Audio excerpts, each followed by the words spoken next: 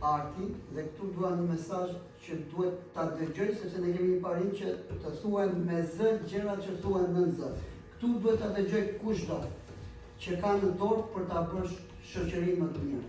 Duhet kuptojmë që fëmijët janë drita e syrit dhe janë të panegociueshme. Ne në institucione kemi si moto që të panegociueshëm kemi vetëm fëmijët. Do të bëj 2 pyetje e fundit, por para shumë kam pyetjen këtu.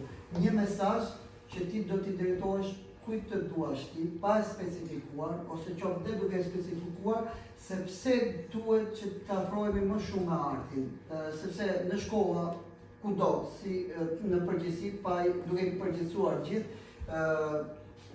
sikur mungon pak kjo pjesa e arti është një pjesë e ushqimit të shpirtit. Po. Pra siç duhet kemi ushqimin mendor edhe atë fizik, duhet kemi edhe një ushqim të shpirtit. Cili është një mesazh, një lutje, një kërkesë që ti mund të kesh për çdo që do ta dëgjoj?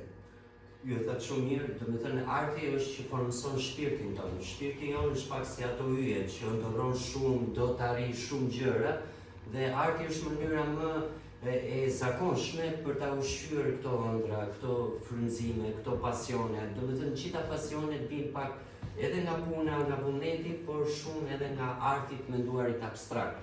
Shpesh këto nuk ndahen. Unë jam shumë fan si sportit, i bicikletës, i maleve e kështu, por arti është ajo që formson shpirtrat tanë në kuptimin zemrën, ndjesitë, emocionet, i jep forcë ëndrave dhe gjitha këto bashkë krijojnë ato ekosistemin që ne nesër të bëjmë shumë ëndra që ne i kemi ndërruar të bëjmë realitet.